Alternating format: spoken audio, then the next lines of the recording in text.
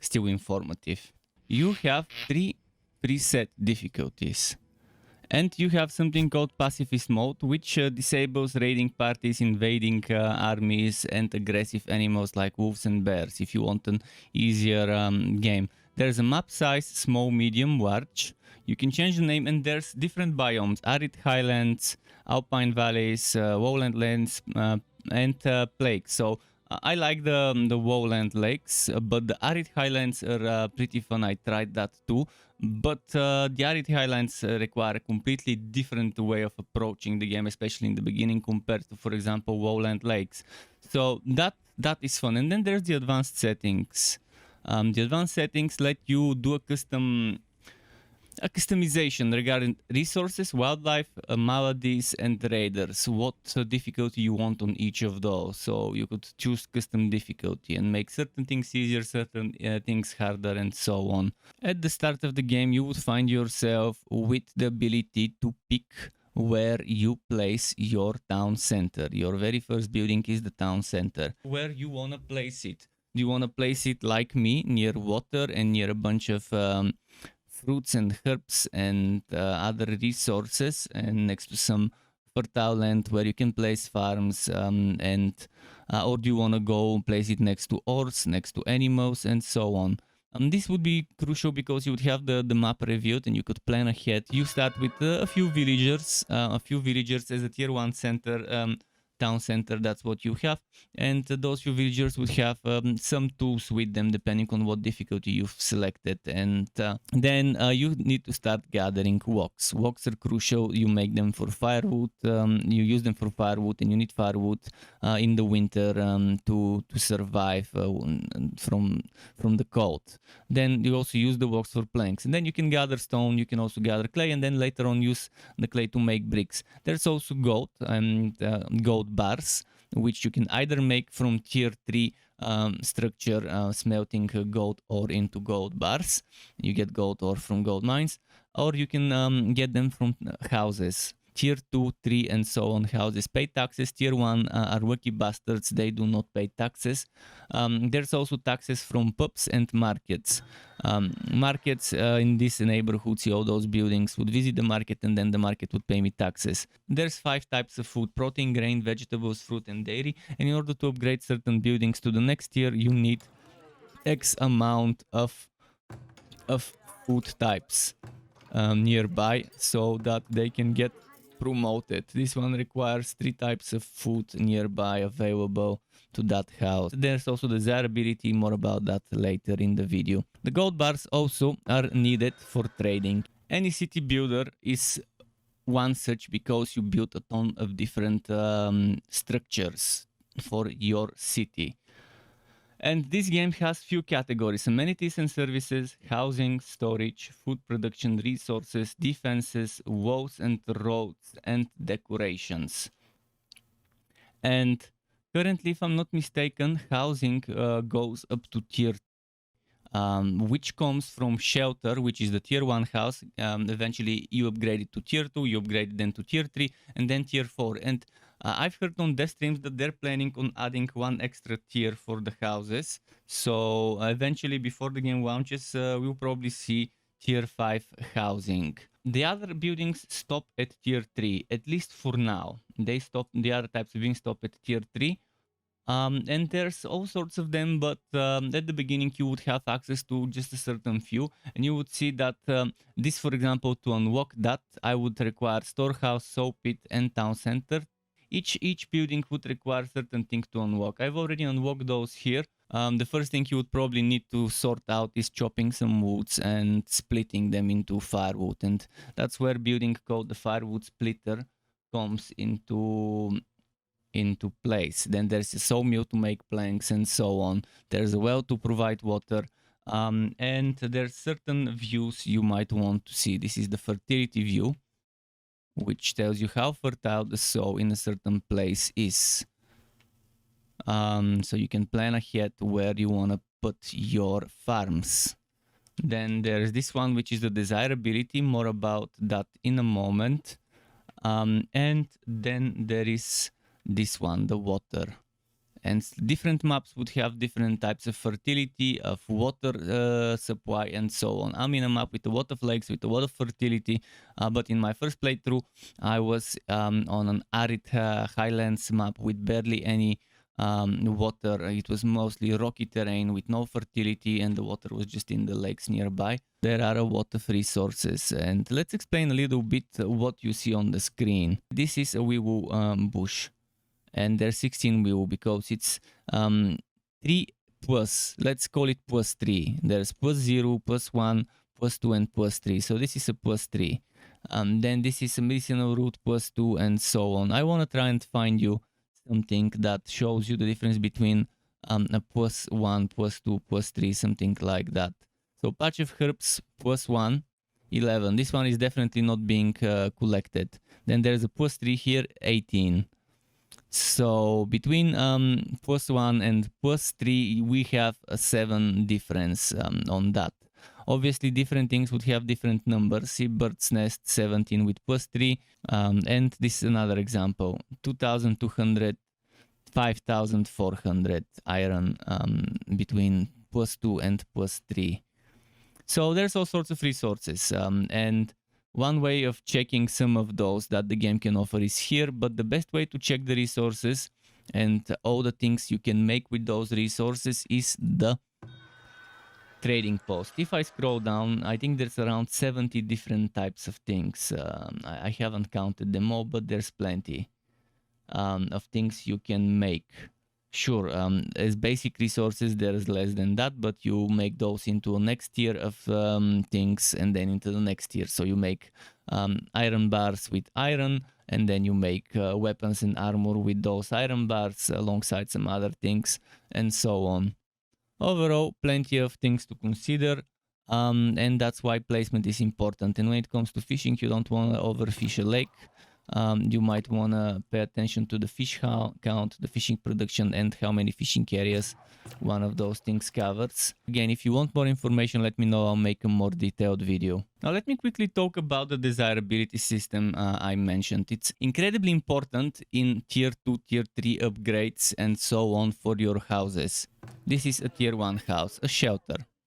And in order to upgrade it, you need 30% desirability and a bunch of other things, such as 2 food types provided to that house. Whereas if you see the homestead, which is the tier 2, in order to upgrade it, you need 65% desirability and 3 food types, as well as other luxury goods such as pottery and candles. And you see the desirability is something you can increase by placing amenities and decorations. Parks are a great amount of decoration there. Then there's gardens, then there's plazas like this one here. There's things such as schools, and then there's the market. And you see, it shows you when you start placing the buildings from this screen here, you can see how much certain things will get affected. See, this goes to 41. 42 even from 33 because the market is closer. Those ones already have a market, so they won't get improved much. And like if you were to select the school, you see how certain buildings desirability goes up. This from 53 goes to 63, and so on. So there's definitely a lot you can do for those houses, and eventually you get tier 3 houses, large houses, which require 85 to upgrade, and a bunch of other things. And overall, this is such a great fun system, and I like it. And speaking of great fun systems, let's move on to the farming system. The farming system of this game is the most advanced in any city builder I've seen. Maybe I haven't seen enough, but let's quickly go through what it is. First, you have crop rotations. You have crop rotation number 1, number 2, number 3. Each of those takes a year to do. And there's certain things to note. There's fertility, and there's weed level and rockiness. And there's also soil mixture. And based on that soil mixture, you would have a certain amount of target soil bonus. And that gives you more yield based on that target soil bonus, which is pretty nice. So you can see this one is currently at 0 with target plus 10. 0 target 0, 0 target 10, and this is -2 target plus 10, -2 target plus 10. And if I move that, this is again in the plus 10, in the plus 10, but this goes even further from its target. If I do that, this is in the target, but then this isn't. And since this is not a priority for me, I'd rather do that so I can prioritize those two, at least this one, the carrots. And different crops would have different things. So there's crop yield, frost tolerance, heat tolerance, rockiness resilience, weed suppression, growth time, and impacts fertility. This one gives you fertility. That's why it needs to be in the rotation if you don't want to over farm the soil and make it bad. There's also maintenance. You want to do maintenance to make the weeds go away at least once in those 3 years rotation. And there's again different ones, but basically there's 12 bars. 3 bars for winter, that means no farming during those 3 months, and then the rest of the 9 months you have to pick a good way to min-max that. You can see this one takes 3 months and a little bit. This one takes around, you can see almost 6 months, 5 months and a little bit. So there isn't room to put anything else. There are certain cases here like that. So I have got almost 2 months here, still not enough to put anything.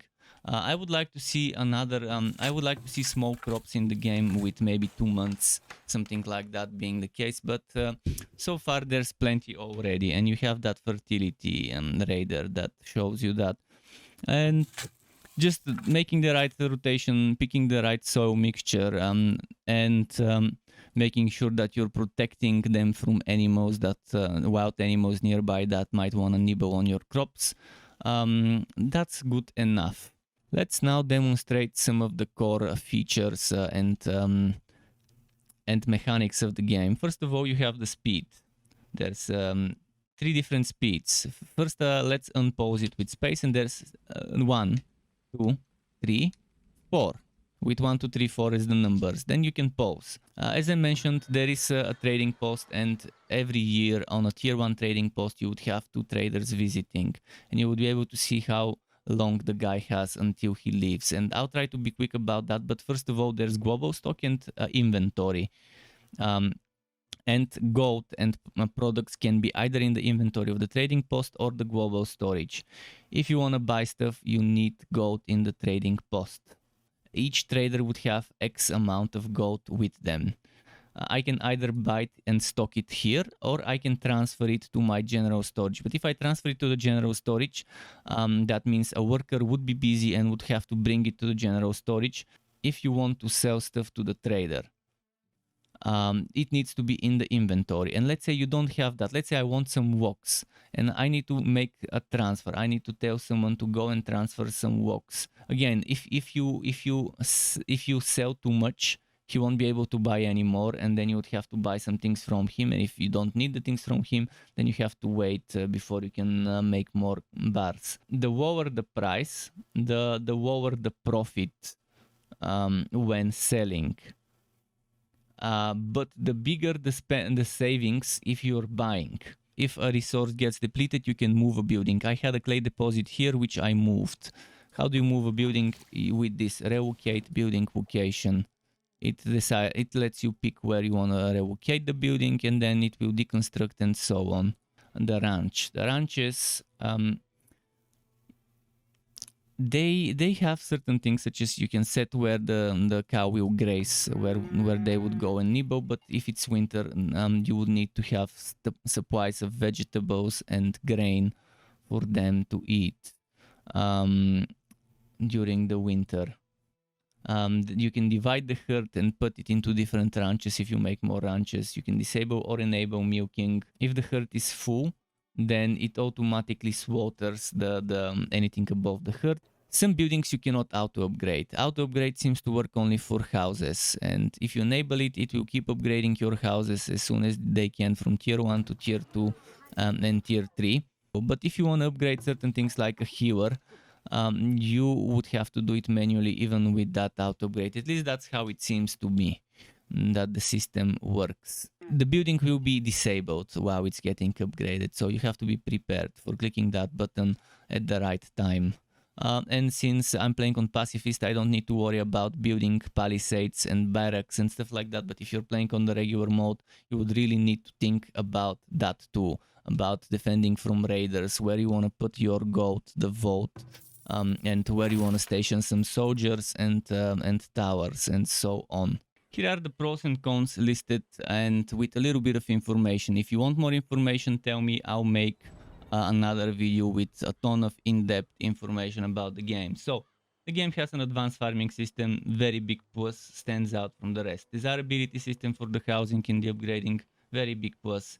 I like it. Plenty of resources and a lot of things you can make with them, and a lot of things you can further process those things into.